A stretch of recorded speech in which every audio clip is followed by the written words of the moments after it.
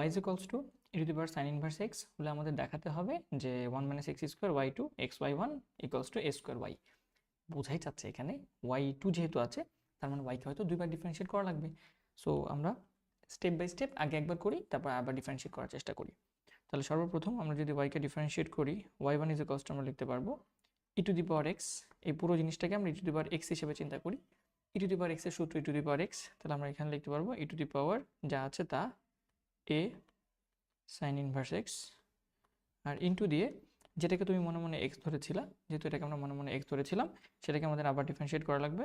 তাহলে এটাকে যদি আমরা আবার ডিফারেন্সিয়েট করি তাহলে আমরা বলতে পারবো sin inverse x এর যেই পুরো জিনিসটাকে যদি আমরা ডিফারেন্সিয়েট করি, এখানে a থাকবে কনস্ট্যান্ট, তাহলে এটা হচ্ছে বাইরে রয়ে গেল অ্যান্ড আমাদের বাকি থাকতেছে sin inverse x। sin inverse x এর আমাদের যে ডিফারেন্সিয়েশন সেটা আমরা সূত্র জানি 1/√a² minus x square, যেটা থাকবে সেটা 1 minus x square। সো আমরা যেটা করতে পারি, আমরা হয়তো এখানে একটা সূত্র লিখে দিতে পারি যে sin inverse x এর যে সূত্র আমাদের জানা sin inverse x এর ডিফারেন্সিয়েশন হচ্ছে 1/√1 minus x square। এটা আমাদের জানা সূত্র। ফাইন, তাহলে আমরা এখানে বলতে পারি যে একটু সিম্পলিফাই করি। সিম্পলিফাই করলে y1 is equals to আমাদের এই জিনিসটাকে আসলে আমরা এ পাশে এনে y1 এর সাথে গুণ করে দিতে পারতাম, তো সেটি গুণটাই করে দিই আমরা। এবার বাম পাশে তাহলে রাখতে পারবো √1 minus x square into y1 is equals to ওপাশে আমাদের থাকতেছে a R e to the power sin inverse x, এটার মান দেখো দেয়া আছে y, তাহলে বাম পাশে বা ডান পাশে আমাদের থাকবে শুধু ay। হোপফুলি এটা বুঝতে পারছো, সিম্পল তো, বেশি কিছু করি নাই, জাস্ট এপাশে ওপাশে নিয়ে আসছি। এখন আমরা স্কোয়ার করে দিতে পারি, কারণ আমাদের প্রশ্নে দেখতে পাচ্ছি আমরা এখানে 1 minus x স্কোয়ারের উপর রুট নাই, বাট আমরা তো রুট সহ পেয়েছি, আমরা স্কোয়ার করে দিই। তাহলে উভয়পক্ষকে যদি আমরা স্কোয়ার করে দিই তাহলে আমাদের এখানে থাকবে 1 minus x square into y1 square is equals to a square y square.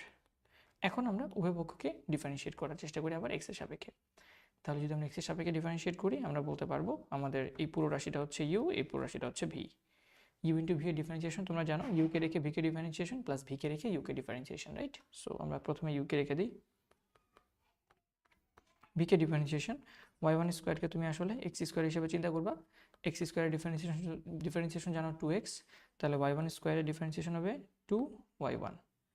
আবার যেহেতু মনে মনে তুমি x হিসেবে ধরে নিয়েছিলে y1 হিসেবে ধরে নিয়েছো y1 তাহলে ইনটু দিয়ে y1 কে ডিফারেন্সিয়েট করতে হবে। y1 এর ডিফারেন্সিয়েশন হচ্ছে y2, আরেকবার ডিফারেন্সিয়েট করলে y2 চলে আসে, তাহলে এটা আমাদের অ্যান্সার হবে 2y1 into y2 plus y1 স্কোয়ারকে রেখে দাও ইন্টু 1 minus x স্কোয়ারকে ডিফারেন্সিয়েট করো, 1 এরকে ডিফারেন্সিয়েট করলে 0, মাইনাস x স্কোয়ারকে ডিফারেন্সিয়েট করলে মাইনাস 2x, তাহলে এখানে আমাদের মাইনাস 2x হবে ইজ ইকুয়ালস টু ডান পাশে আমাদের a স্কোয়ার হচ্ছে কনস্ট্যান্ট, a স্কোয়ারকে রেখে দেবো আর y স্কোয়ারকে তুমি মনে মনে x স্কোয়ার হিসেবে চিন্তা করো।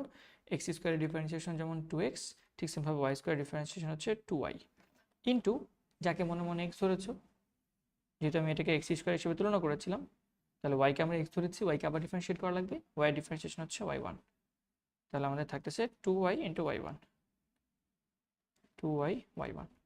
এখন আমরা যেটা করতে পারি, উভয়পক্ষ থেকে কোনো কিছু কাটাকাটি করা যায় কিনা সেটা দেখার চেষ্টা করি। আমাদের এখানে 2 আছে, এখানে 2 আছে, একটা 2 কাটাকাটি যাচ্ছে, তারপর আমাদের আর কি কাটাকাটি যায়, আমরা হয়তো একটা y1 কাটা দিতে পারি, রাইট? একটা y1 এখান থেকে একটা y1 আর এখান থেকে একটা y1 কেটে দিই, তাহলে যা থাকে তাকে আমরা সিম্পলিফাই করে লিখে ফেলি। So 1 minus x square into আমাদের থাকবে y2 প্লাস, বা এখানে মাইনাস দিয়ে দিলে বেটার হয় কারণ আমাদের এই ভিতরে মাইনাস আছে, সো মাইনাসটা বাইরে চলে আসবে, তাহলে মাইনাস আমাদের থাকবে x y1 is equals to পাশে থাকবে আমাদের a স্কোয়ার y, এবং এটাই হয়তো আমাদের প্রুফ করতে বলছে এবং আমাদের এটা আমরা প্রুফ করে ফেলছি।